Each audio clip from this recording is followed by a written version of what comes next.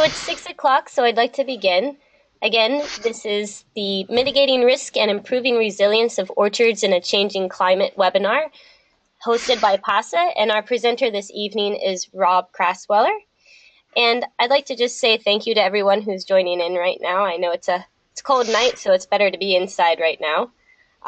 Before turning things over to the presenter, I'd like to just go over a few housekeeping tips real quick. Everyone should be able to see the PowerPoint slides that are up on the screen right now. You should see a screen that says PASA with the title on it. And then as the evening progresses, you should be able to see Rob's PowerPoint slides as well. If you have questions in the meantime, there's a question box that you can type questions into. Everyone's microphone is on mute, so you won't be able to talk to us, but you can type your questions in there. At the end of the presentation, I will answer the questions that are in the question box, but anything that comes up throughout the course of this presentation, feel free to put questions in there all along the way, and as we see it appropriate, we can answer those as issues come up. We really hope you enjoy this presentation today. There will be a follow-up email that you'll receive tomorrow, and it will have a recording of this webinar along with an evaluation. We really hope you'll take the time. It only takes about 3 minutes to fill out the evaluation online and tell us a little bit about how you enjoyed the day. So I'm going to give the microphone over to Rob as well as the screen here. And here we go. So I'm up and running now, huh? 1 second. It takes 2 seconds to switch it over here.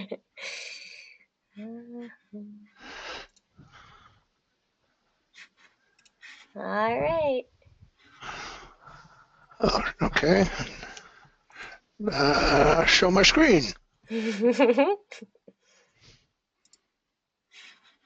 So we're all set then? You're all set, Rob. Okay. Well, good evening, everyone. I hope you enjoy this. I would emphasize, if you do have some questions, please type them in so we can handle them. If there's current right now we need to answer, we will. If not, make sure you have a question at the end of the program. Okay, so as you can see, there's my title slide.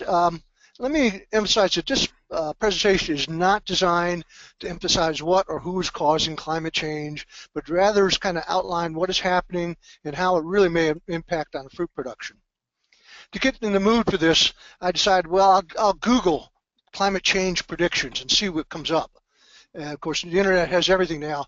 And I Googled that term. I came up with 157 million web pages on that. 157 million. Now, anybody can put anything on the web page, so I narrowed it down and just Googled sites from the EDU domain, which is education or universities, and I came up with 30.5 million, so still a lot. Then I went and looked at the .gov or government schedule, and there's 47 million sites. So roughly there's 77 million sites, which is nearly half of them on predicting climate change, were either from the government sources or from educational institutes. So there's a lot of information out there. There's a lot that may or may not be reliable as well. So let's kind of get started here. Let's talk about some recent events. Certainly weather's been in the news for the past year. We can go back to January 2015 when the Boston area was inundated with 90 inches of snow in just 23 days. That was an average of almost 4 inches of snow falling every single day, so that's a lot. This past fall, we had some severe rains down in South Carolina, which has a lot of peaches growing down there. And you can see that in a period of October 2nd through the 4th, in Columbia, they had 6.87 inches fall in 24 hours, 11.5 inches fall in North Charleston, and 7.88 inches in the Myrtle Beach area. Now, in the Columbia area, that event broke a record that had stood for 56 years. And then, whereas in the other locations, the record was 17 years and 19 years, respectively. So there has been some rather dramatic changes in recent years. Now, if we look at some recent events in November, this is a map of the world showing the temperature anomalies, in other words, departures from what is average. And if you can see, I think my pointer will work here, if you can see the eastern United States was abnormally warm through the month of November, whereas the western United States and Washington was cold, was colder than normal, and you can see so was Russia, and then Northern Europe is also fairly warm. So we're seeing some changes even in our average anomaly or departure from temperatures. More recently, we go back into December. Here's the high temperatures that were recorded on December 23rd, just this past year, about a couple of weeks ago. And you can see we're up here in certain areas around here. We have up into the 60s, up in the upper 60s. Most of us were in the 40s, which is considerably higher than we would normally expect at this time of year. So this webinar is kind of fortuitous because it comes on the heels of the UN Conference on Climate Change that was held in Paris from November 30th through December 11th. Their overall goal, what they were trying to achieve, would come out of that conference was that they would not be able to reduce the increase in temperature worldwide by 2 degrees Celsius by 2100 or 2100 through the reduction of anthropogenic gases. Now that's kind of an interesting topic. I had to look at what anthropogenic meant as well. But basically that is CO2 gases or gases that are produced through human activity. It's called greenhouse gas, and what we commonly refer to. Now the interesting thing in us is that there are data on greenhouse gas emission by various sectors of that occur. And so what we find out is that energy production, in other words, producing energy, amounts to about 35% of the greenhouse gas produced by humans. Industrial production, manufacturing, that amounts to 21% of all the gas, CO2 gas that's produced. Transportation accounts for 14%, and interestingly enough, and contrary to what you always hear, agriculture was not that. It was only the fourth leading producer of greenhouse gas. So we're not quite as bad as we are sometimes made out to be in agriculture.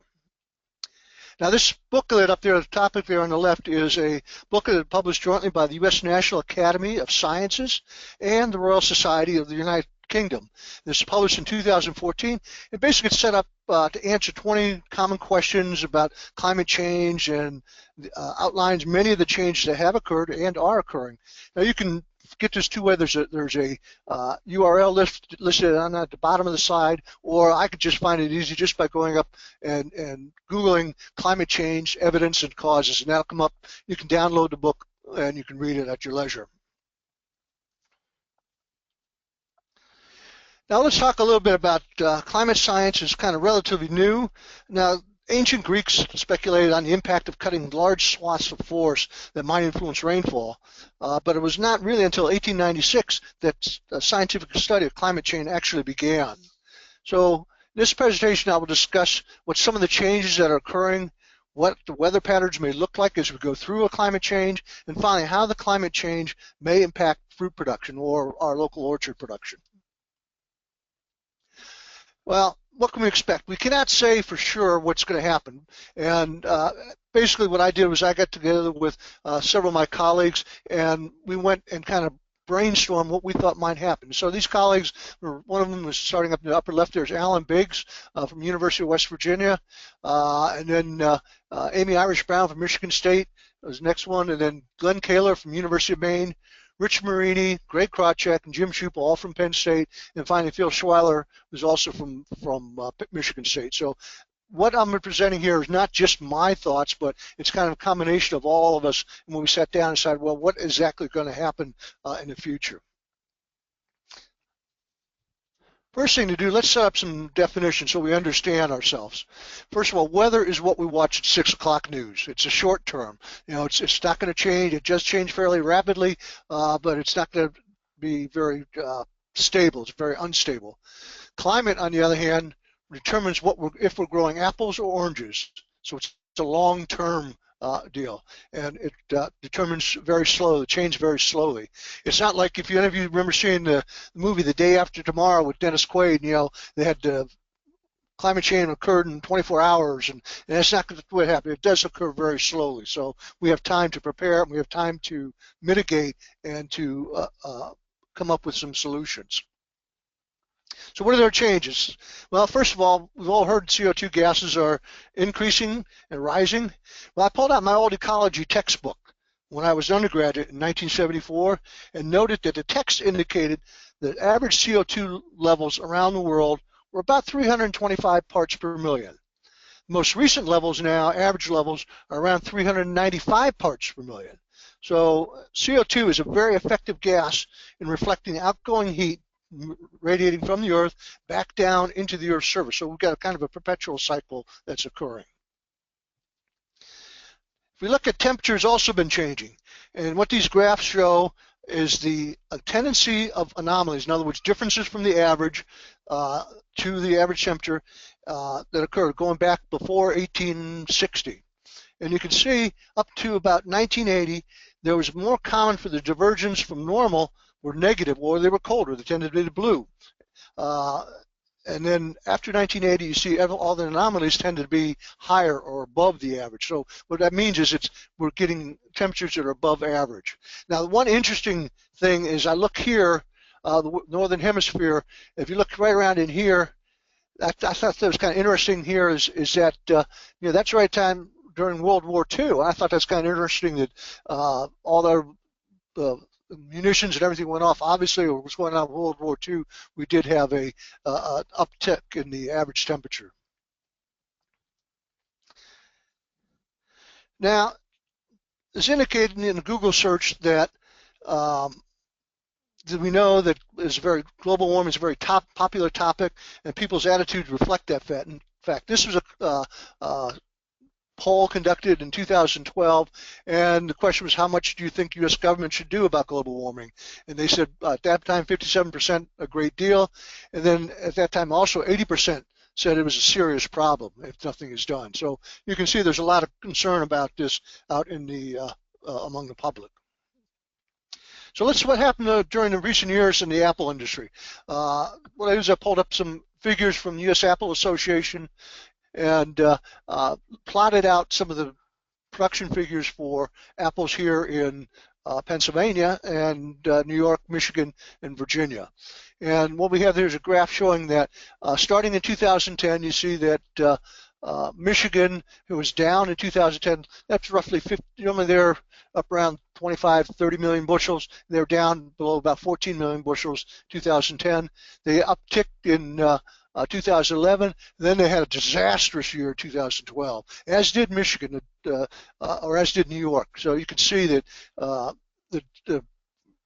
the production has been very erratic. They went back up, both Michigan and New York went back up in 2013 and started a slow slide back down again in 2014, and the estimate is they'll be off again in 2015.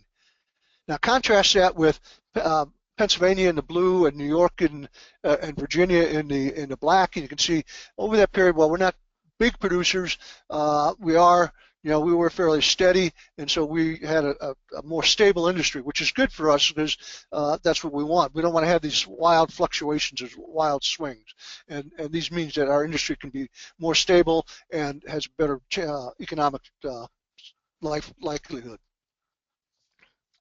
So let's look more local now, and let's look, actually in 2012, Pennsylvania didn't look too bad. It was a disaster for me at our research orchard at Rock Springs out here.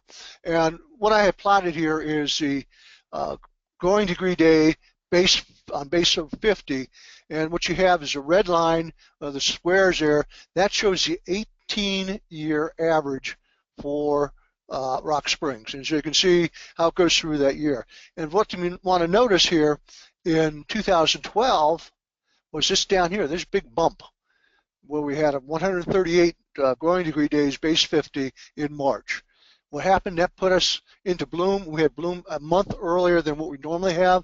We got back down to normal here in April, and we even had basically had frost. And essentially, the year before, where I had maybe 3,000 bushels of fruit in my orchard, and this year I only ended up with about 50 bushels. So you can see the difference. And we also saw this little bump here in May, and then a big surge in July. So you can see that was how our growing season was in 2012. The rest of the year looked fairly normal. You think that was a one-time anomaly? Well, let's look at 3 years around that. Again, here's a growing degree days at Rock Spring, growing degree days, base 50, and in this case, the average here is this lime green line, and then we can see that 2010 is a red line, 2011 is an orange square line, and then there's a blue line, which was 2012. And there's that, again, that was that bump that really hurt us in 2012. And you can see a couple things here. One is in the last 3 years, those 3 years, they had that bump on the May. So we had increased growing degree days in May. Now, from the standpoint of fruit production, and particularly apple production, that's good, because what happens then is that that's during the initial cell division period, and if we have that, that means we get a lot of cells to divide, and we get a lot bigger, more cells, so we can get bigger fruit in the end of the year. And in the case of where you did have crop, that was the case, that in those years we did have good fruit size, so that's good. Again, we had this high bump here in July again, but the other interesting thing is we see a little bump, a little increase here in the September month. And so that's, can be good because it can help ripen the fruit a little bit faster. So there are some good things coming out of that. So let's look again what happened this year. We looked at 2014, and essentially there was no bump. We didn't see that, but this is this year's growing degree base for Rock Springs. Again, you can see it's a little bit colder here, right about normal, but there's that bump again. There's that bump we see that in May, and there's that bump in September. And what ended up with was we had 185 growing degree days more in May than we have on average. And we can see in September, if you remember, September was pretty warm and dry. We had 115 degrees more growing degree days in September. So again, ripening the fruit, see bigger size fruit as well. Let's go towards the end. You can see this year, normally we're down pretty low. We actually had 37 growing degree days in December when normally we have 0.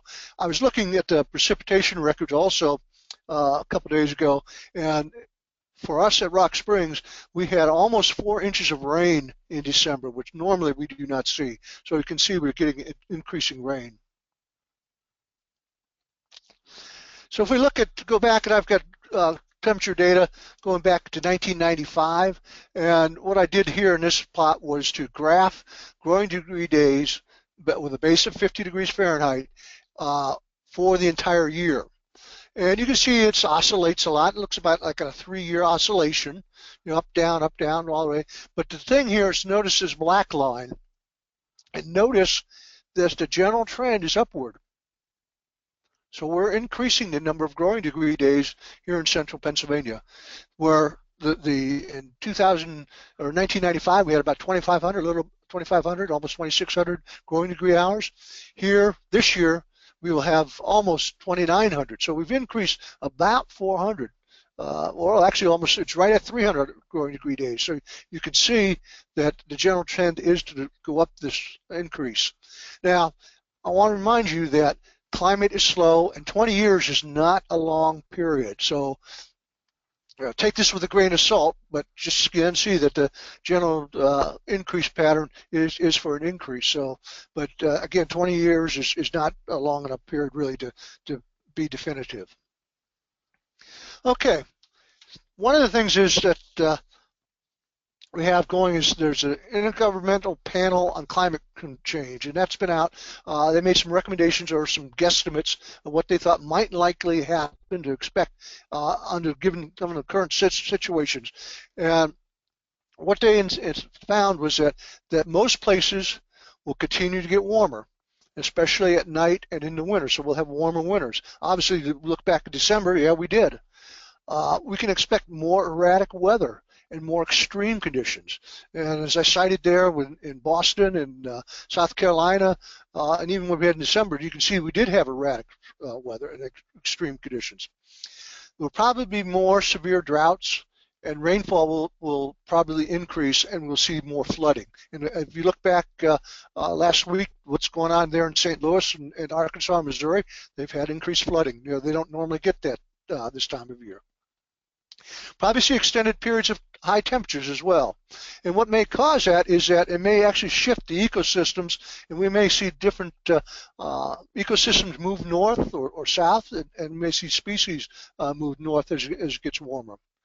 So that's kind of what the IPCC evaluated and came up with what they think will happen. Let's go through some of these. Now, there are some benefits. It's not all bad. There can be some. You always got to see some good in this. And so this is a paper written back in 2007, and they showed the projected impact of climate change on agricultural yields. And what you'll notice is the darker it is, the greater the increase in production it is. And so you see what happens is some of these northern areas up here in Canada, Pacific Northwest, even Pennsylvania, we may actually see an increase in agricultural productivity because we have warmer temperatures. You also see it up in the Scandinavian countries, and you see it up in Russia and so on, and up in that area as well. If you look down through the equatorial regions down here, though, you see that you're going to have a decrease in agricultural productivity because of increase in temperatures and the more erratic weather.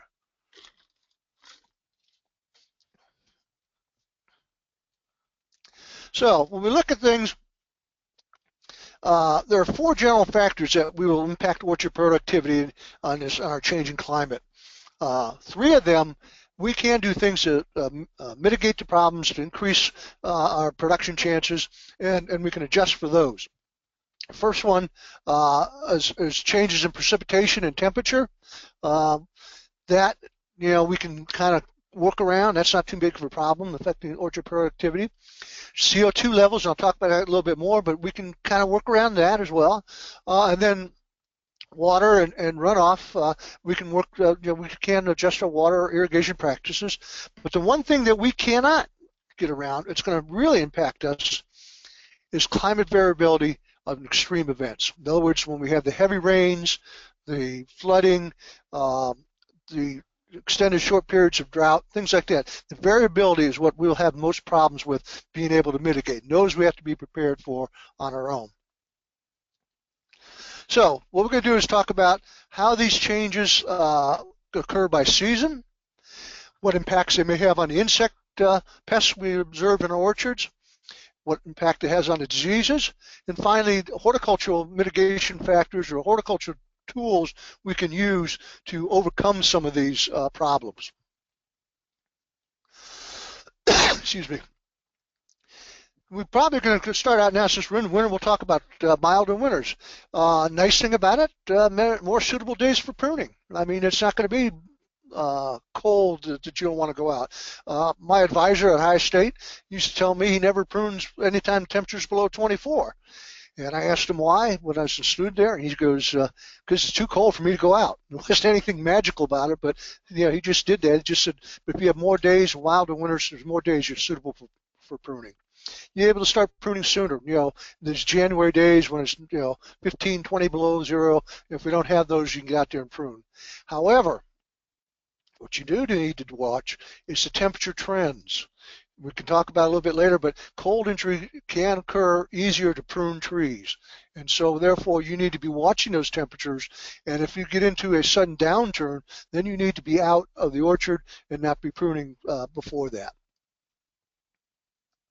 Milder winters on the downside may not give us a chilling requirement.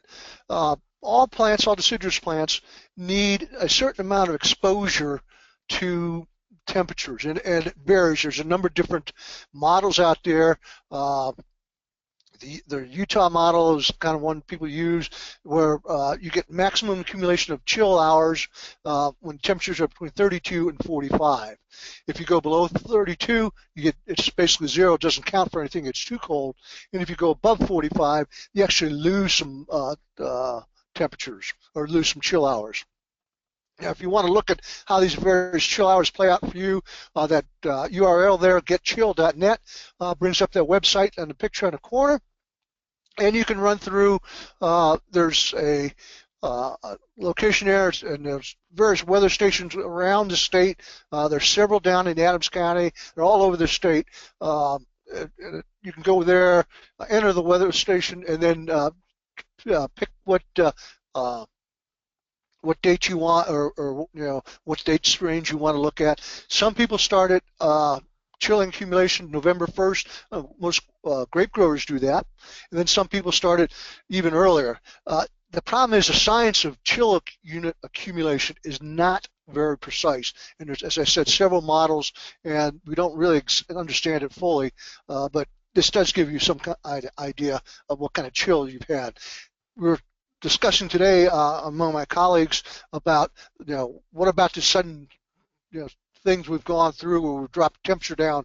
We were up in the 50s and in the end of December. Now we're, this yesterday morning it was 7 degrees in State College, and I looked on the Weather Channel, and we were actually colder than Fairbanks, Alaska. Fairbanks was 14 degrees, and we were 7 degrees, so we were actually colder. And there was some discussion about whether we had any damage from this recent drop in temperatures. And generally, our general discussion amongst us was probably not, and we're probably still okay. Although I will show you a picture a little bit later from a master gardener down in Chester County about some things that came out over Christmas time. Now, we talk about chilling requirements, realize that it varies by species. Apples, cherries, and pears usually require about 1,200 hours, 1,000 to 1,200 hours, maybe up to 1,500 hours of chill unit accumulation. Peaches have a wider range. They only require maybe 800 to 1,000. And if you go down to South Georgia and North Florida, they have peaches they've bred and developed that even have less than that. They go down to 100 to 700 hours. Our Japanese plums, things like Shiro, Methley, things like that, they only need 500 to 800 hours. So what happens? What happens if we get that? If we get insufficient chilling, what will happen is we'll get delayed or irregular flowering. In other words, flowers may be delayed coming out. They may come out erratically. Some of them, the spurs may show flowers, whereas the terminals don't. Usually, when you have less low chilling, you have reduced fruit set. And sometimes it can also affect that the flowers be drawn out over a long period of time. So that's kind of things that are bad part about not getting enough chilling. Most likely, this is going to affect the southern or milder regions of the country more than us. It's always been a problem down in Georgia and Alabama, where they're worried about that many times. For us, as far as mitigating that problem, we could change varieties. We could grow some earlier maturing things or low chiller things if it gets real bad. There's also materials like Dormix, which is hydrogen cyanamide product that you can use to break rest. You spray it on the trees. As I said, they use that down in Georgia and Alabama on irregular but frequent basis. So what happens when we get earlier springs? Well, there's been a study done that said bloom advancement, in other words, earlier bloom, can occur anywhere from 5 to 29 days earlier by the year 2050 to 2080 in that period. What can happen then, of course, is that you may also have a period where the trees get out of sync. In other words, you may have things that normally overlap, providing pollination, would not overlap. Typically, when I was at the University of Georgia, they had a problem. They were growing at that time. They were growing a lot of red delicious and golden delicious, and they couldn't count on red and gold delicious overlapping enough to pollinate. So they had to put other varieties in there to do that. I was in Mexico several years ago, and that's a similar situation where you could see a hillside of trees where you'd see the red delicious were in full full bloom, the golden delicious were in petal fall, and Rome beauties weren't even out yet. So that's how much temperature earlier springs can affect a bloom pattern. And in fact, we have observed, there's a study that, again, listed at URL on the left, where they have observed an increase in frost-free season length, so that we're actually seeing a longer growing season. And this is in comparison from the different times you can see that up in the west they've had a longer growing period. That means they've had earlier springs, earlier bloom, and they can see that this is a comparison looking at data that was based on 1991 to 2012. In other words, they looked at the period 1991 to 2012 relative to what the growing season was from an average from 1901 to 1960. And so you can see this is the amount of days. You see the Pacific Northwest, Western states, they've increased the frost-free season length by 19 and 16 days. Up here in the Northeast, we've increased it by 10 days. If this happens, we may be increasing our earlier bloom.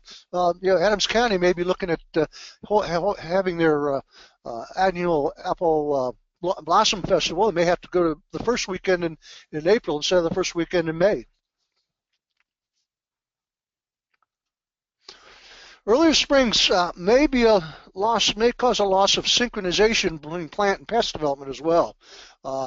Some things such as European apple sawfly and plum curculio may not come out at the same time when they have in the past. So there may be some pest avoidance that.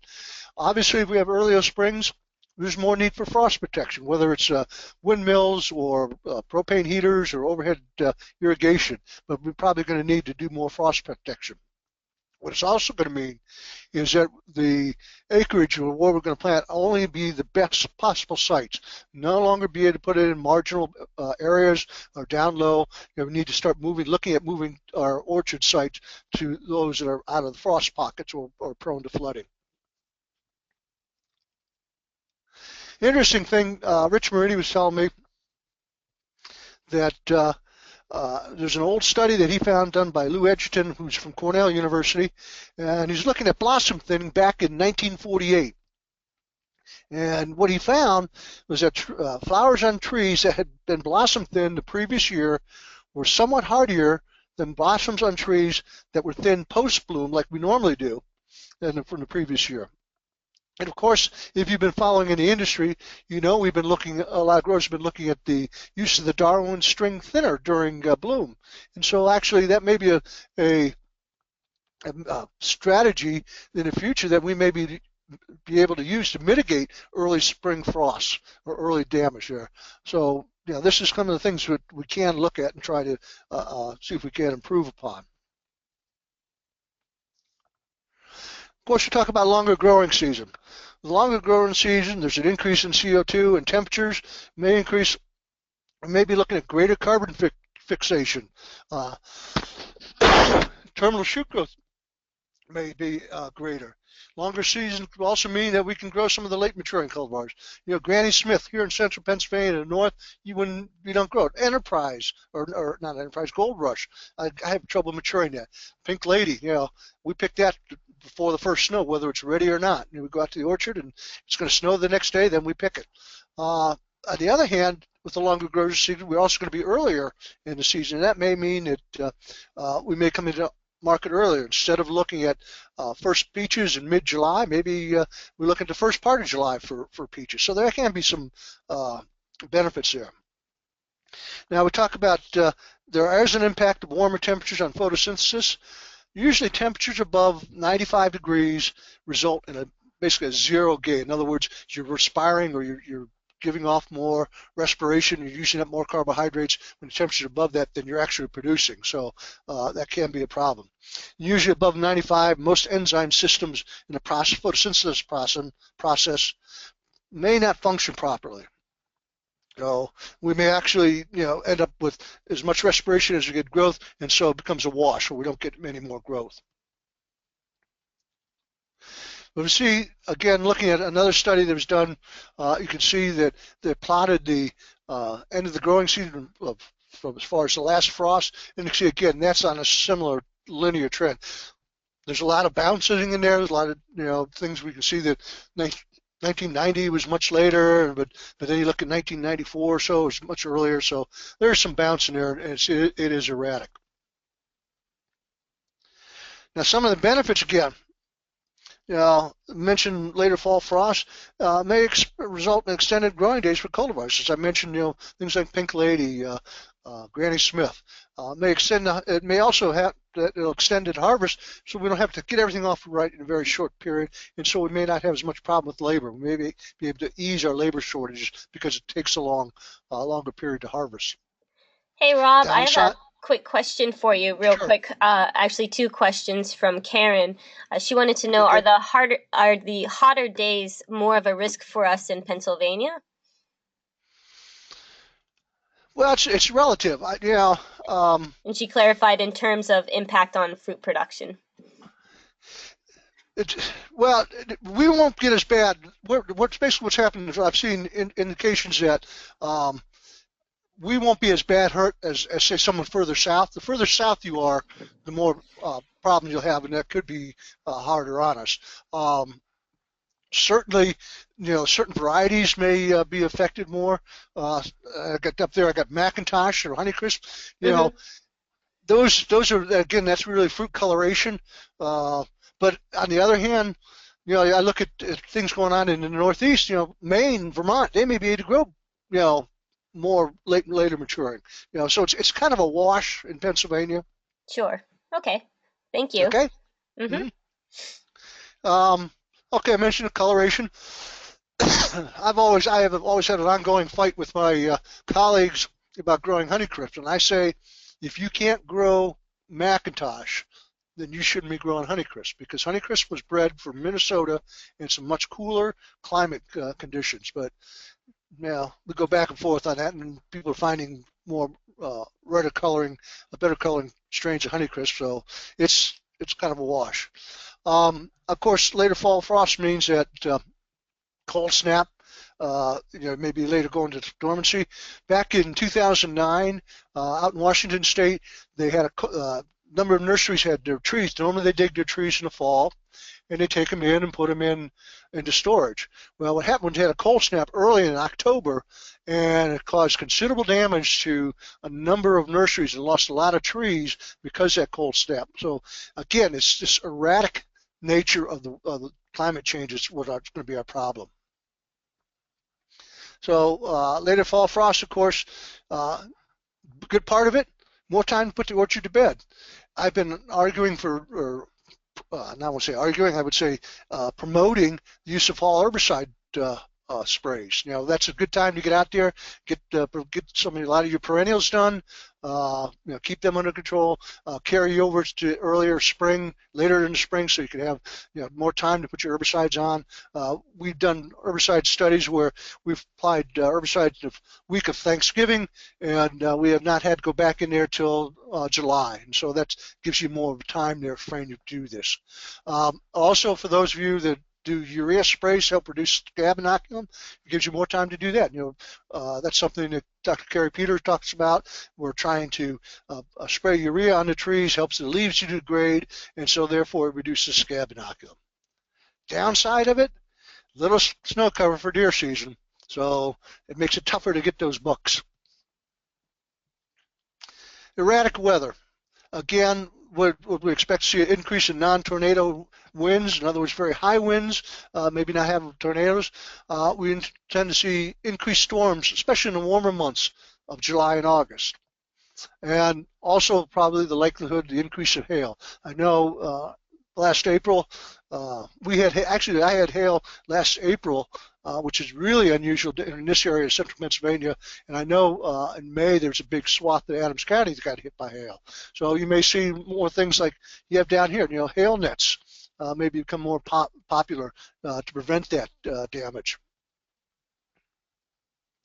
Obviously, another big thing is erratic weather in the fall. These pictures were some ones that Jerry Fracon over in New Jersey took of peach orchards after Hurricane Sandy. Big thing here is that water will stand for more than 48 hours in the trees. Those trees essentially die because of the lack of oxygen getting to the roots. And so a lot of orchards, even those that were up on berms, were damaged from that Hurricane Sandy. That's another possible mitigating thing if you're worried about that, is maybe going back and putting more trees, peach trees up on berms to keep them up so that they're above the ground, so that there is room for that water to stand. And actually, we have seen this pattern develop. Changes since 1958 in the amount of intense precipitation event. And what this represents here is the percentage of the amount of precipitation falling in very heavy events. In other words, in New England and Northeast here, 71% of our precipitation occurs in this region has occurred in very heavy events. In other words, at heavy amounts, like I showed there in the South Carolina. And so you can see here 71%, a little less out here, but certainly up in the Northeast here, it has increased. We've got these very intense rains that have come down and caused flooding. And because it's very intense, a lot of that can tend to run off. I saw some pictures from an orchard up in on Winksville in Adams County, and they showed torrential rainfalls a couple times this summer. It just came down and just washing things away. Of course, the other thing can happen, we can also have short-term droughts. And that means, obviously, the easiest way to get around that is irrigation. And I think irrigation will become one of these things that we have to do. We will not be able to get around it or away from it. It'll be something that we will have to do. Now, there's several types of irrigation. Talk about drip irrigation. That's probably the most efficient. But the problem I see with most growers is they don't put it on soon enough. Drip irrigation is meant to be a continuous supply. It's not a catch-up type system. In other words, you can't say, well, it's gotten dry, I'll turn my irrigation on. By that time, it's too late. So you need to actually use it as a constant thing. Every week, give it a certain amount of water. There's under tree sprinkler. Advantage of that, of course, you can turn it on, get the water on to it fairly quickly, and you can get enough water on. And during frost events, it can be used because there's enough research that shows that if you can form ice underneath the tree during a frost, you can actually maintain temperatures higher in the orchard, and therefore you can use it as frost. The third type is over tree irrigation. Good for frost, and we formed ice on the tree during blossom, provides moisture. And then the other advantage is the temperatures get warm, we have some cooling, overhead cooling, evaporative cooling can work. Big problem, of course, is the government regulations on irrigation and water quality. That's going to have to be addressed. How good's our water quality? Drip irrigation, obviously, you have less problems because you're not applying it to the fruit. Under trees, you're not applying it to the fruit. Over tree, then you get into water testing and water quality issues. Okay, high summer temperatures. Maybe this will address more of that Karen's question about that. What you can have is increased sunburn on the fruit. That's a possibility. We usually do not have problems, but in some years when temperature 95 and above, certainly that can heat the surface of the fruit up to excessive degree. So that can be a problem that can occur. Of course, with the higher temperatures, you get increased transpiration. That's the volume of water running through the tree. And if we can't match it, then we get into water stress. Premature ripening of fruit. Under water stress condition, a lot of time the fruit will ripen a little bit faster than we're expecting. If we're not ready for that, we may miss the window of opportunity for harvesting. So we've got to watch out for that. There is a tendency that when you have high temperatures that you see an increase in water core incidence, and so we have to be careful of that as well. And as I mentioned previously, when temperature gets above 95 degrees, we have a reduction in photosynthesis. If we have a reduction in photosynthesis, that means we're producing less carbohydrates that are going to the fruit, and so we may affect fruit size as well when temperature gets above that. And finally, for those of you who sell fruit at a roadside stand or something, if you don't have refrigeration, obviously the fruit's sitting out there, you're going to have decreased shelf life. So we have to account for that as well. What about higher CO2 levels? The good side, a higher CO2, we can increase photosynthesis. We're not maxed out yet. That's kind of one of our limiting factors is CO2 levels. And as we get higher CO2 levels, we could get more photosynthesis, and so we could get bigger fruit size. It's been estimated, one study estimated, we could see an increase in growth, which that means vegetative as well as fruit growth, but it could be a 40 to 55% increase under higher CO2 levels. That could be a good thing. So there's potential we can increase yield. You see many reports out of the West Coast, they're trying to get 80, 90 bins per acre. They're trying to increase their yield, and certainly they can do that by training and manipulating tree canopy, but it just naturally may occur with higher CO2 levels. It may, because we got the increased growth, longer growing season, we may see increased flowering. We may see increased flowering density. So again, some things can happen. So those are kind of climatic things that can occur generally going through the seasons. What I'd like to do now is, first of all, is there any question? I'll stop here if there's any questions or somebody has anything right now. Also, I want to get a drink of water. If you have a question, just type it into the question box. We'll give it a few minutes.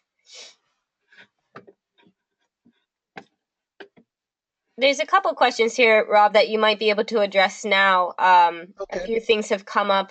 Do you have any thoughts on the whether you think that precision agriculture might be seen as a way to maintain yields in this scenario, and whether or not you can foresee that increasing the use of precision agriculture? That's a good question. I'm going to talk about some things in technology we need to be doing, and that is one of the things is that we need to be, using some of the all the websites we have as far as weather monitoring and pest monitoring and models and things like that. So I think you will see a lot more use of precision ag. Sure. And do you also, this is a question from Carl asking whether genetic modification might help orchards to be more resilient to climate change? Well, depends what you mean by genetic modification, because basically anytime you breed an apple or develop a rootstock or anything, you're modifying it genetically because you're doing you're changing the genes, you're recombining the genes. So yeah, I think it will. I think we are developing rootstocks. I think if you look at the Geneva rootstocks, they were bred for resistance to fire blight. And mention that we're going to have more problems with fire blight. So we are using those techniques. Now, whether you're talking about inserting a foreign gene from a different organism into apples, I don't see that happening in any near future. I think there's too much resistance to that, and I think we're doing enough by identifying different genes now. What we're approaching is okay, we make a traditional breeding cross, and we come back in and we look at the genetic makeup of it and say, oh, it's got this gene, which is what we want, or we know this gene, if it's there, it will confer this. And so that's how we're using genetic modification. Good. There's another question here from Claire, who I believe a few slides back you referred to herbicide application in the fall, and she wanted to know which herbicides you were referring to specifically. Primarily, the herbicides that I like to use in the fall are the long-term residuals. So we're looking at some of the newer ones, like Allion is one that works very well in the fall. That's one I was talking about when I put it out in November, and we had control till July. But any of the ones in the fall, the residual ones that will carry us over that hump in the spring. What I've noticed is that growers tend to have problems getting the herbicides on early enough, and so consequently, if they can put something like Allion or Goal or something like that on in the fall, after the trees have dropped their leaves or are about to drop their leaves, then that'll carry them over that hump when they're so busy in the spring to carry them into June or July, where they have time that they could then come out with another residual burn down and carry them into harvest. Thank you. Okay. I think we can continue now. Okay, I'm just checking to make sure what time. I don't want to run out of time. You have about 10 minutes left, and then we'll leave the rest open for questions and answers. Okay. All right, let's look at the positive things in entomology. Greg Krawczyk, our extension entomologist, talk to him. Good things. May increase the number of beneficial insects numbers. May see more beneficial moves into the region. So that's a good thing that can happen. Negative, Well, early biofix for oriental fruit moth, codling moth, and tufted apple bud moth may have more generations. Movement into new regions. Typically, I don't have much trouble with tufted apple bud moth here in central Pennsylvania, but it could increase my problem. The other thing, of course, a lot of these fruit flies, Drosophila, spotted-winged Drosophila, may have better survival if milder winters. But it's not really clear. There's a lot of unknowns because insects respond primarily to temperature, but they also respond in their life cycle to light and food quality. In other words, the day length and food quality, and they may not, we not know how those interact. May have increased generation, may lead to greater genetic recombination, and therefore may affect our population susceptibility. The other big feature is what's going to happen, the impact on pollinators. We don't know if they, and I'll show you here in a second. I had a image sent to me. Tony Buck, who's a Chester County Master Gardener, sent me images here up in the right-hand corner. I assume they were, he says they're cherries, and I'm assuming they were flowering ornamental cherries because they don't have quite the chilling requirement as fruit species, but they are out on December 25th, and he had these, he builds mason bee house, yeah, I guess you call them apartment buildings or whatever, where the bees come in there, they're solitary bees, and they web this up and they lay their larvae, and then they come out. And he said that on the 25th of December, he was able to see the pollinators, they're out. And of course, they're out flying. What's going to happen to them? That's a big problem. Plant pathology. Alan Biggs, retired from West Virginia, increased scab. More inoculum survives in winter. Mildew, all inoculum, because that inoculum's on the outside of the buds. Normally we lose a lot when it gets cold. Rust, may see more early season infections. Fire bite, and warmer temperatures during bloom, potential for more infection. More trauma blight with that erratic weather. We may need to have strep on a constant basis, and that will develop into more resistance. Finally, he was talking about possible increase in bitter rot. We may see more brown rot at blossom time. This year I know we saw some, and I don't remember seeing a whole lot of it back in the 80s and 90s, but that may occur. We may see new diseases moving in from the southern U.S., especially a lot of leaf pathogens. Keith Yoder is going to address this at the Hershey Mid-Atlantic Fruit and Vegetable Conference this year. May see an increase in number of generations for, again, genetic recombination may occur because of an increased number of life cycles during the growing season. So let's look at what we call about horticultural actions to mitigate. And sometimes what we have to do, I think, is we need to revisit the past. You know, in 1960, a Thunderbird Ford was a pretty sleek-looking car.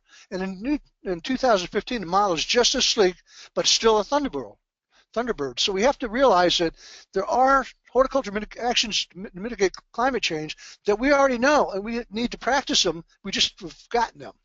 First thing, of course, as I mentioned, site selection. You know, we've expanded and expanded, and we've probably taken up some sites that shouldn't be. That's an old thing. We know that, and that's something that we can do that we have under our control. Let's get rid of those low-lying sites. Irrigation. We know the importance of water, and we know if we have erratic irrigation. So the real critical period is that early fruit growth period, the 4 to 6 weeks after bloom. We need to make sure we get adequate moisture. If you remember this year, we had really a drought in south central Pennsylvania in the April-May period, and it probably affected fruit size. The other thing, of course, we can do, we can look at changing our varieties. I mean, we can look at both earlier and late maturing varieties. We look at ones we don't want to have coloring, and we want to have also some late blooming varieties. Maybe the frost avoidance can be done by having varieties that bloom later. The Midwest Apple Improvement Association, one that developed Evercrisp, their choice was they had a problem with getting bloom that was too early, and so they particularly chose parents that bloom late. That's one of the advantages of Evercrisp. It's supposed to bloom later. And so these are the things that we know already. We knew them back in 1960. We know them in 2015. We need to do them. So we talk about site preparation. You know, we know that. It's the days of harvesting the apples, pulling the trees out, and replanting next year. Those have to be gone. We have to make sure our trees and our orchards are in good shape. We want to kill perennial weeds, soil testing them in, increase organic matter through cover cropping, Sudan grass, oats, buckwheat, whatever. And then go back and renew rapeseed as a biofumigant. When I first came here in the 80s, we knew we had to do all this, and we did it. But then we kind of got out of the habit. It's been a lot easier. Probably, I've heard one grower tell me, probably the worst thing for the overproduction of apples was the invention of the tree planter, because it's so much easier to plant trees. You could plant acres at a time rather than in a day rather than in a week. Again, we forget some of the obvious, some of the things that are occurring now. We see this southwest injury. Here's a tree in an orchard, southwest side split. We've known about that. We know that you do that. How do we prevent it? We go in and we paint the trunks. Put the white latex paint on this. Put it on in the late fall, up on the scaffolds a little bit. If we do that, we know that can reflect the sun's heat. Remember, we know that sometimes the temperature in the late winter can get up to 35 to 40 degrees above the air temperature. When the sun goes down, wham, the temperature drops back. That's when we get that bark splitting. So this, again, something we know that we should be doing. We know how to treat the bark. We can tack it back, roofing nails. Jim Travis developed canker surgery of peaches in the early spring. You're cutting it out, making sure you got a good clean cut so a good cambial tissue can grow. As I said, painted trunks, interior latex point, late in fall. You do it when it's warm, sunny days. Temperature should be about 50 degrees. Shoot, we could have done it in December this year. And then paint at least 18 inches above ground and the basal 10 to 12 inches basal portion of the scaffolds. So these are things we know. We just need to remember them and do them. Some horticulture actions that we can do, action items. First thing, pruning. We can start pruning earlier. You can get in there, normally in January, we get days in January, you can't get out there and prune, it's just too darn cold. Well, now we get to things we might be able to start pruning earlier. However, as I mentioned before, we've got to follow the temperatures. We want to avoid those days that all of a sudden it drops down 50 degrees. And generally speaking, at least a week away from that, you want to stay out of the orchard. We may want to do less heavy dormant pruning. Heavy dormant pruning causes a lot more vigorous regrowth. Maybe do that. Maybe what we need to do is maybe do some summer pruning as well, because if we have an extended season, we may need get some of that growth out before harvest so that we get fruit color. Now, pruning, we know, it affects cold hardiness through deacclimation, and we think that the effect for sure lasts at least 48 hours. In other words, if you go in there and prune something off, you're now exposing tissue that has about 48 hours to reacclimate, so to speak. And we know that the different species have different cold hardiness. We know that pears are the most cold hardy, followed by apples, followed by cherries, followed by the other general stone fruit, and peaches, of course, are the least cold hardy. So what we want to do then is begin with the most hardy species, prune those, starting up pears, and then, of course, we want to start with the oldest trees first. So we go to the oldest pears, then we go to the oldest apples, and so on and so forth. In fact, again, I can't emphasize enough, follow the weather. Stop if a cold snap is predicted. So some of the things to do, of course, if we do get winter injury following growing season, make sure you adjust your crop load based on damage. In other words, don't try to overcrop. Don't be too greedy. Adjust it, let the tree rest. The other thing is what I call a spring tonic. This is a foliar fertilizer sprays developed by Ed Stover and can't think of his name, Warren Stiles up in Cordell.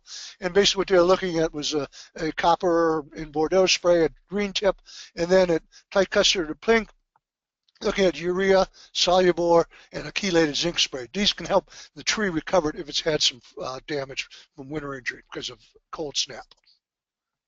And the last thing, of course, irrigation. I mean, it's really become important that we do have some irrigation in high-density orchards.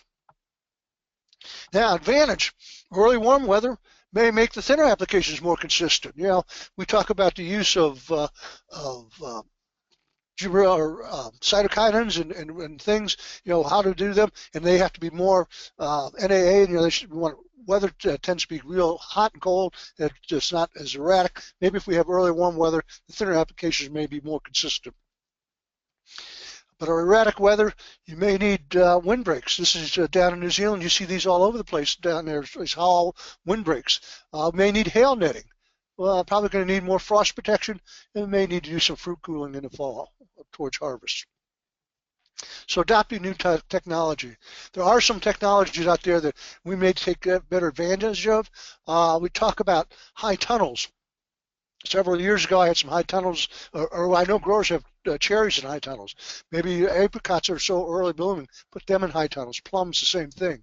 Maybe we can do some crop diversification.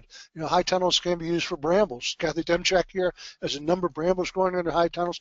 Maybe that's an advantage, adopting a new technology. Hail nets, shade cloths. There are evidences or some studies that depending on the color of those hail nets or shade cloths, it can affect how the crop performs or how the tree performs physiologically. So there may be some things we can adapt there. Can't stress enough, weather monitoring and prediction systems.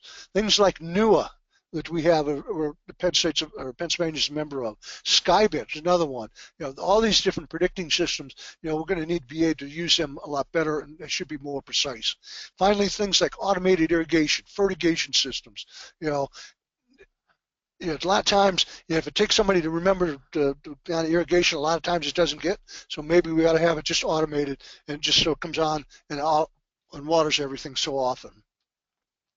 So to kind of summarize, the Intergovernmental Panel on Climate Change, we're going to see continued warming at night and winter. Probably warmer winters will improve the health, and we may see an improvement in agriculture. Food supplies will be probably endangered by summer heat. We're going to see intensified cycles of floods and droughts. Certainly we've seen that. California's been through 4 years now. They're just getting some rain. We saw what's happened down in Arkansas and Mississippi and there this just past week. And we know the storms will have more intense rain, and we'll have more intense snowstorms as well. So that's going to lead to increased stress. We're going to have drought because of mandate the irrigation. We see more hail, so we could have more fruit rots, more bark ruptures, for pathogens again, probably more fire blight. Same thing with blowing wind and rain, potential more fire blight. Heat may have more fruit breakdown. The fruit may mature earlier. We mentioned that. High humidity, Alan Biggs says, well, may see an increased disease pressure. So all these are increased stress, but we can manage these. So there's pluses and minuses. Longer growers seem to have positive, more photosynthetic production. Earlier spring has plus or minus. We maybe get into market sooner. The same with longer growing season at the end. We may extend our market window. Late fall frost, dormancy delays, bad things, but we may be able to get, again, more days growing, have more time to do things in the fall. Milder winters, bad part, insufficient silling. Good part is it may give us more time out in the orchard. So with that, I'll end there. If there's any questions or comments, I'll be glad to take them now. I think that's about right time. Yeah, yep. Perfect job, Rob. All right, we have a few questions coming in. So Carl wants to know, how do you feel about intercropping as an alternative to maintaining orchard sustainability? As in mixing different crops and land uses within the same orchard. You mean like growing strawberries in the rows between the apples? I will have to wait for Carl to tell me whether or not that's what he's talking about. But go ahead and answer it in that way. In that way, well, I've known people have done that for years. The only problem is the discrepancy in if you have to use certain insecticides or fungicides or whatever, and they don't match either days to harvest limitation or just even crop. That's a tricky thing to manage. I really, you're talking about crops that have completely different requirements. It's very difficult to do that. I think it would be better off to grow less of one crop so you can grow the other crop rather than try to mix them into one field. Okay. Daryl asks if you could please explain or expand upon the concept of degree days that you covered at the very beginning. Could you explain that a little bit more? Sure. Okay, what we do is a degree day is determined by you take the maximum temperature of the day and the minimum temperature of the day, get the average, so you get the average temperature. There are various thresholds, physiological thresholds of temperatures that cause change within a plant. And so what we're doing is we take the average temperature, and then we take what our threshold value, what we use in tree fruit is 50 degrees Fahrenheit. And you subtract, so if the average temperature is, say, 75, high was, I don't know, 85 and low was 65 or something like that. Anyway, the average temperature was 75. You take that and subtract 50 from it, and that means you had 50 from 75, meaning you had 25 growing degree days for that day. And that's what we're referring to. That's the growing degree days. Is that's how much you've accumulated that particular day. It's growing degree. It's interchangeable between growing degree days and growing degree hours. It's pretty much use either term. Thank you. The next question is from Anne. She wants to know, at what temperature level should you stop trimming in the winter? What temperature? Well, I gave you an example of my advisor, and it's at 24 degrees. No, just because he didn't want to be out when it was that cold. I thought there was some mystical figure about it. I was young and naive. Generally, I would say, I think 20 degrees is probably about the minimum you'd want to go out. I think there's part of it's human comfort, and part of it is, you don't want to be down too cold when it's down minus 15, because you're exposing that wood to very sublethal or very cold temperatures. So probably the minimum is 20, 25.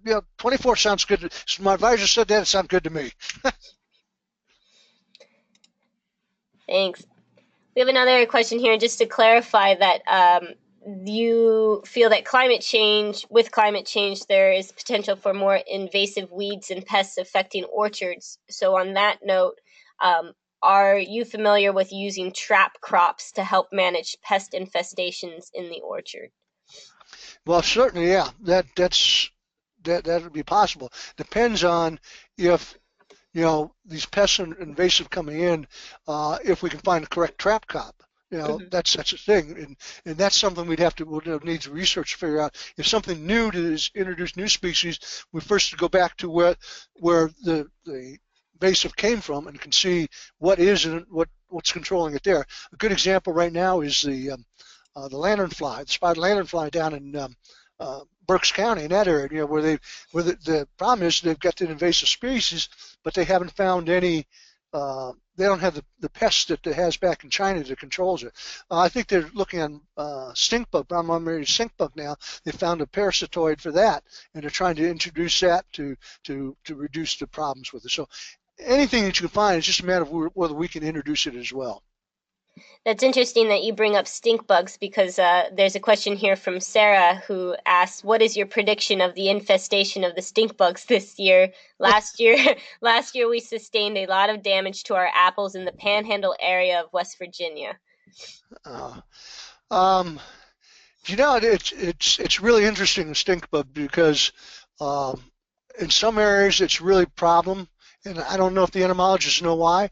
I know down in Maryland, in southern Maryland, just south of Gettysburg, is a real big problem. I know it's a problem out in north of Pittsburgh. Here in my orchard here in Rock Springs, I have very little problem, but we do have spotted winged Drosophila, which other places don't. So this winter, the usual prediction would be now the thing about stink bugs, of course, is they overwinter indoors, so they're not affected as much, I think, by temperatures. Now, we've had some wild winters, so if they're like in a barn or something, maybe those that overwintered there. And again, I'm not an entomologist, but they, if they would normally go, if they got into a barn and say we've had milder temperatures, they might survive. It could be worse. Mm-hmm. Thank you.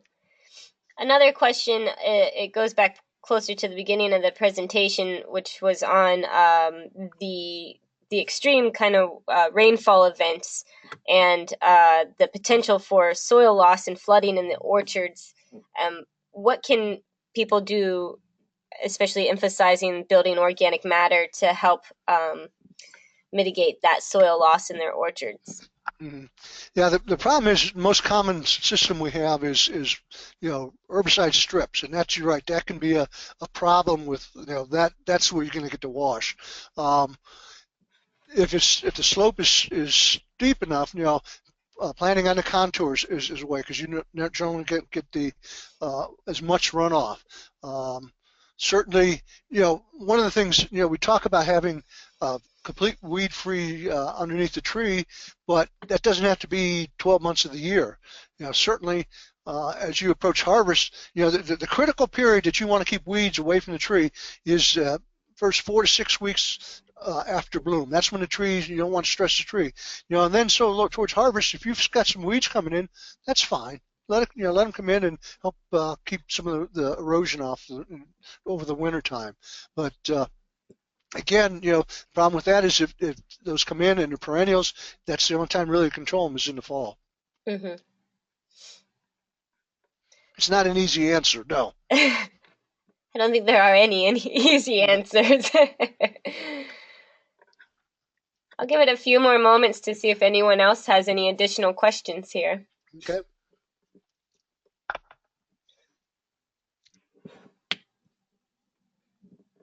In the meantime, while I'm waiting for questions to pop up, I'll make a quick plug. So I reminded you earlier that you'll be receiving a recording of this webinar tomorrow in an email. There'll also be an evaluation in there, so please fill the evaluation out.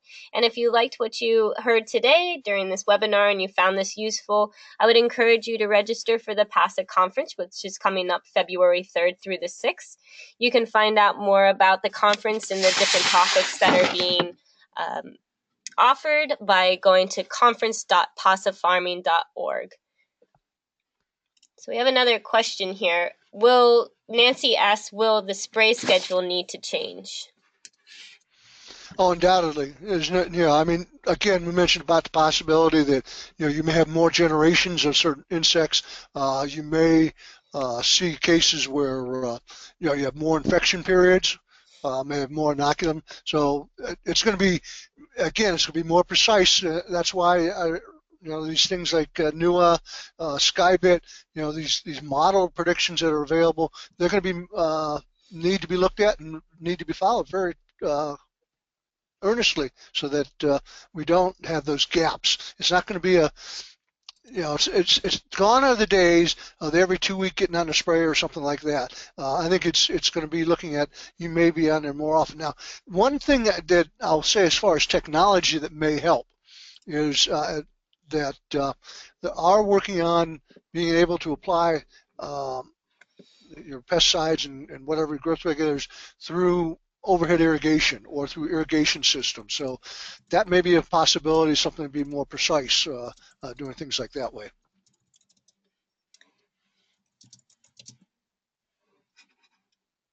Rob, do you have any experience with anyone using drone aircraft for managing their orchards?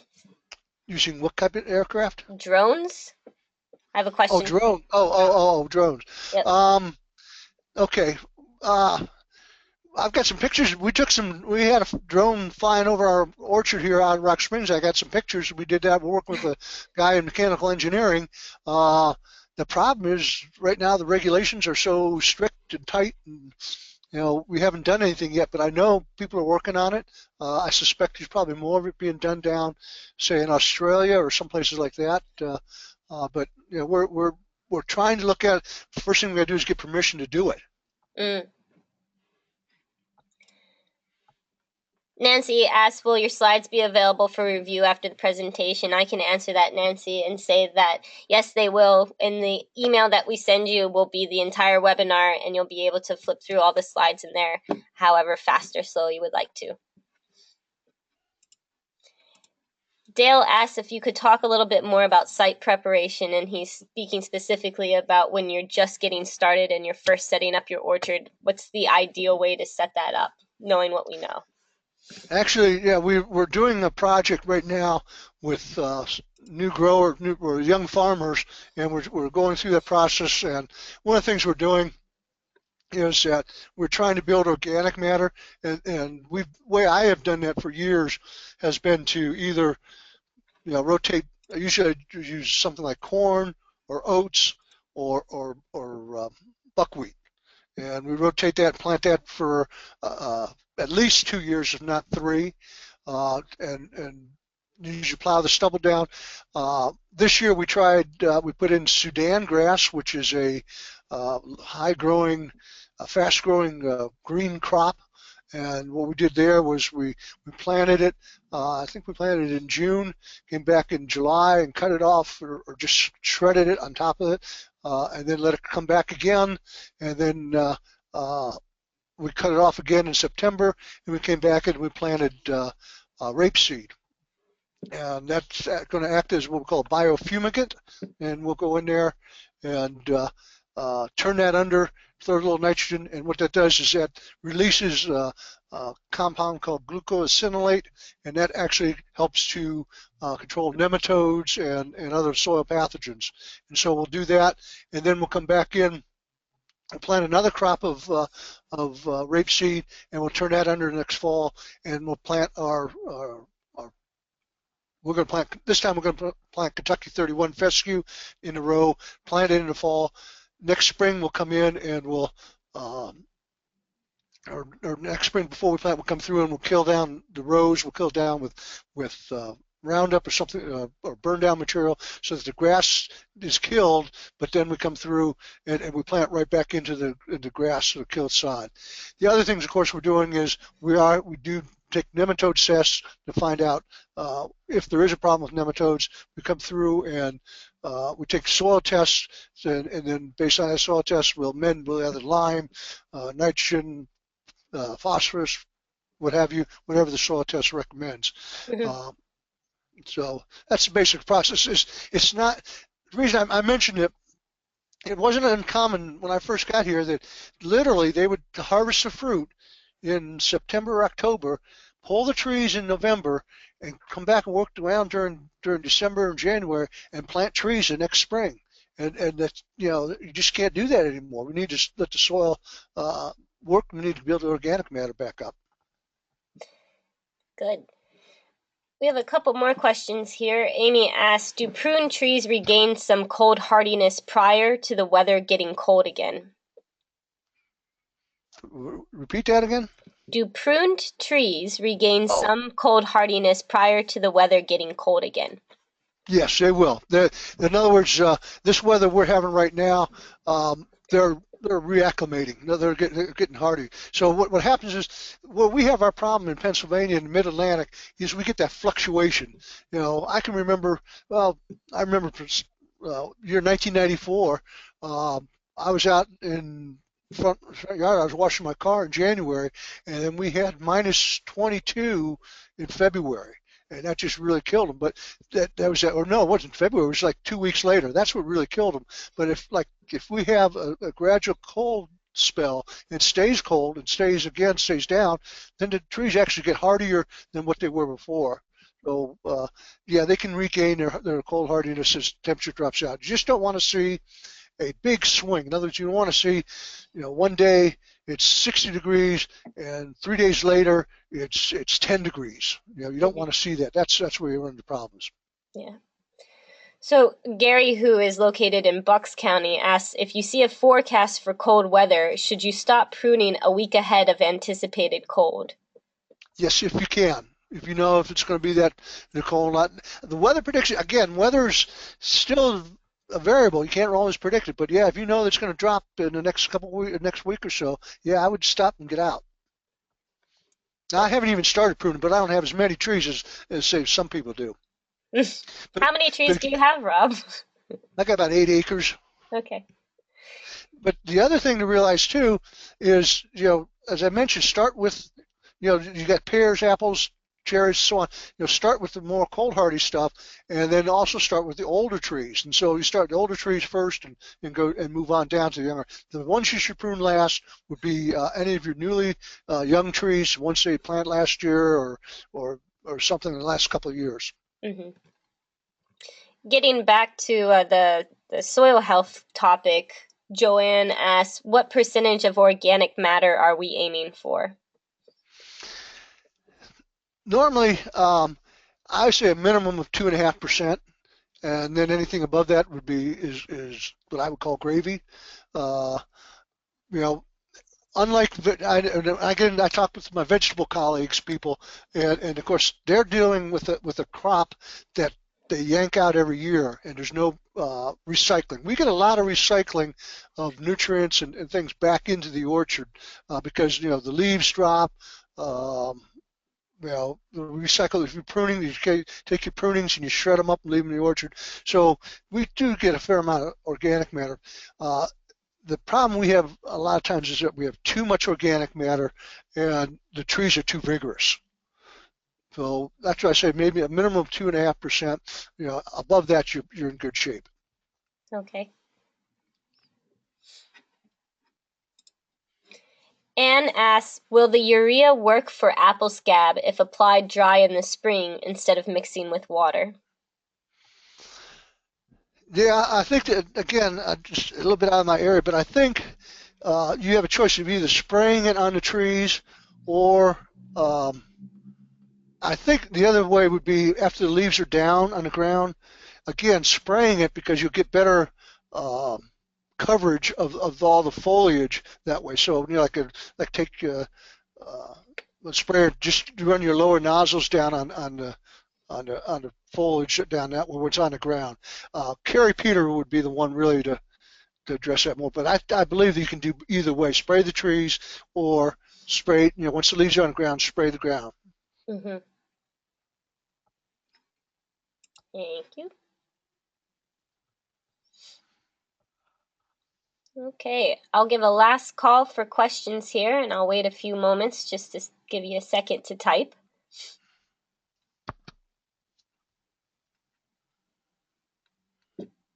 I'll ask you in the meantime, Rob, what's your favorite apple? Whatever one I happen to eat right now. I like them all. I think refrigerator now I got some, I have refrigerator. I've got some Nittany in the refrigerator. And I think I got some Stamen also. Excellent. So we have we have one more question here from Robin Mello. She's from the Philadelphia Orchard Project, wondering whether predictions are showing that climate change effects will be more enhanced or buffered in urban areas. I'm going to guess it. Oh boy. I don't know. I can't tell you for sure whether that which would be worse. I think some of the effects, when we talk about intense rains and flooding, probably, that lead to flooding, they'll probably be worse in the urban area because you don't have the ground to soak up the moisture. You've got more pavement.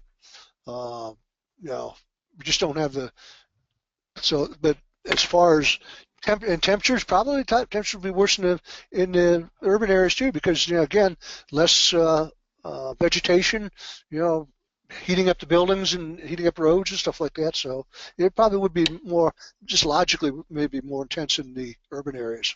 Mm-hmm. But it's fair to say that you don't know for sure. Correct. That's right. Okay. Sometimes we don't have all the answers. Yes, that a lot of times you don't have all the answers. Yeah.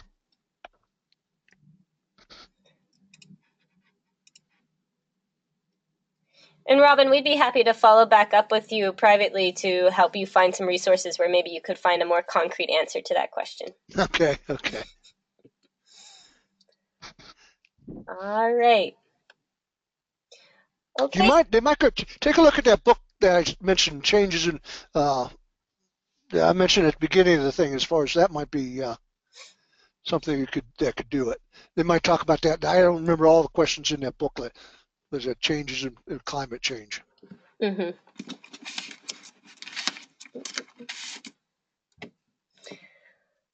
Okay, everyone, that brings us to a close here. If you have any additional comments or questions, feel free to email me directly. My email address is Helen, Helen, at pasafarming.org. I really appreciate everyone tuning in this evening, and I wish you all a happy winter, and I'll meet you all soon. Good night. Good night.